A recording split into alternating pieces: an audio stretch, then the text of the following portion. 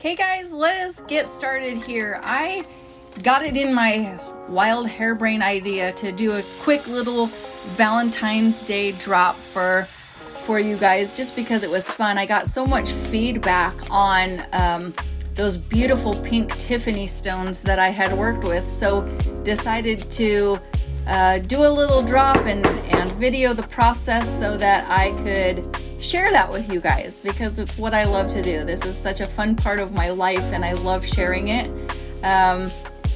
Forgive my wow, that got really close to my hand, didn't it?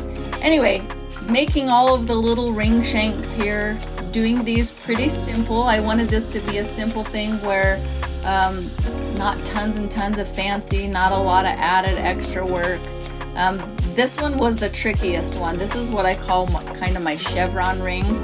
And so it ends up being 4 pieces that I have to put together to make one band to leave that opening in the center to put a stone. And I've done this a few times and absolutely always love how it turns out. It is a ton of work though, because I've never been taught to do this. I'm sure there is an easier way. And I've probably said this before, but my mom always used to say that there's more than one way to skin a cat. Not that I'd ever skin a cat, it kind of grosses me out to say that. But so I hand stamped the ring shank and cut it at that angle so that when I brought them together and soldered it, it came up to a point on each side, and then did them next to each other so that it creates that little diamond chevron in the center where I can set a stone. And this was pretty heavy gauge silver, so again, a little bit tricky to work with. I work with a lot of simple tools. I'm of the mindset that you don't have to have all the fancy stuff to be able to do what you love.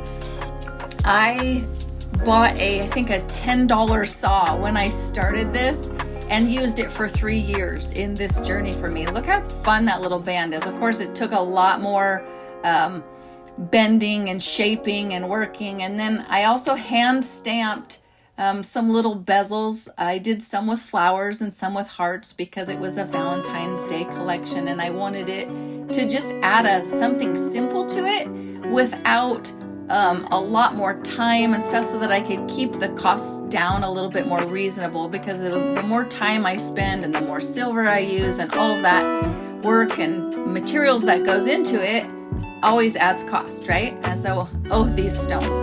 This is pink Tiffany stone, and Tiffany comes from Utah.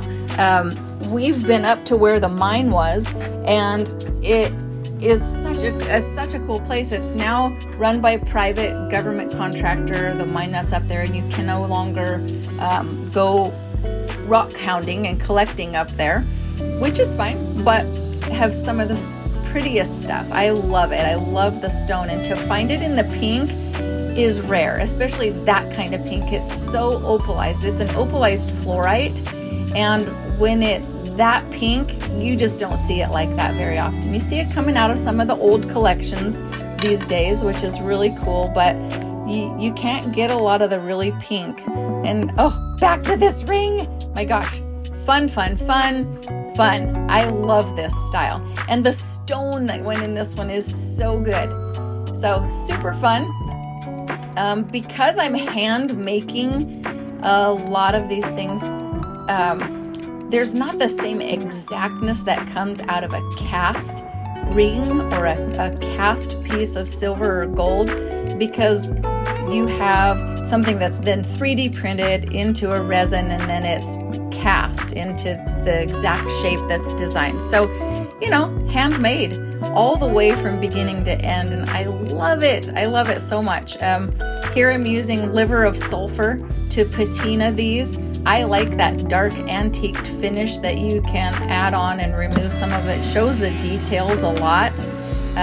See here, I'm back to you don't have to have the fanciest tools. You can have a little hood that goes around these little bench grinders, but I made the back of mine with a cardboard drink flat. You can see that. So I'm crazy, love to find workarounds for things, because I would rather spend my money on stones and silver than the thing that goes around that. So It's ridiculous and I know it, but it works. And so if you have a dream and there's something you want to do it. It doesn't take the world to be able to do something you love. Start small. Look at that. After you polish those, so pretty. The bones are so pretty when they're polished and patinaed, and then time to clean them up. That black that's all over my fingers, I always end up getting a tickly nose, I swear, when I'm polishing, and so it ends up on my face. I end up with this little black smear underneath my nose. I've shared pictures in my stories because never fail every time it happens. That's my trusty dental floss. I'm checking to make sure that the stone is going to fit tight right down in my setting so that it just snaps down in there in perfect place before I push the bezel around. So if there's a little bit of a problem, I adjust that by having the dental floss under there so that I can pull it up out of there easily. I've had it break on me before, and I've ended up with problems because I had a stuck stone, and that's never fun to try to dig a stone out that's stuck. And so see, I'm a little tight there in my bezel, so I'm coming in and just giving myself a little bit more room to fit the shape of that stone. And sometimes you get an exact, perfect fit. Sometimes you don't.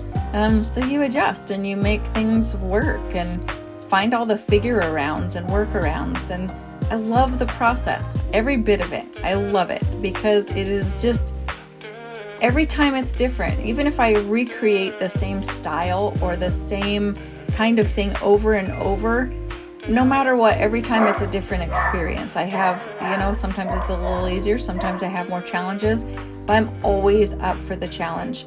I used to hate to share videos of stuff like this because my hands get hammered. You can see I have a blood blister on my thumb from smashing it while I was stamping one of these things. And my fingers are always ground down, bloody. I don't have very good fingernails anyway, so I kind of kill them in the process. So I could be like some people and wear little fake nails while I do this just for the photo's sake, but I don't have the time. So forget it. It's probably never going to happen. Maybe if I could find somebody who does nails who would trade me jewelry for nails, then I could have really cute nails while I do my videos. I don't know if it would make a big difference in my videos. So there, now you get to accept my ramblings. So obviously here, stones, setting all these beautiful stones. This pink opalized fluorite Tiffany is, I call it chinky. It's like opal. You have to be really careful when you're pushing the bezels down because it can snap. And then this stone. This is a pink tourmaline. It's called Mystic Pink Tourmaline. And it has a coating on the back of the faceted stone. And it creates this magic, gorgeous, oh my gosh, look at these. Get yourself one for Valentine's Day, or get your sweetheart one for Valentine's Day.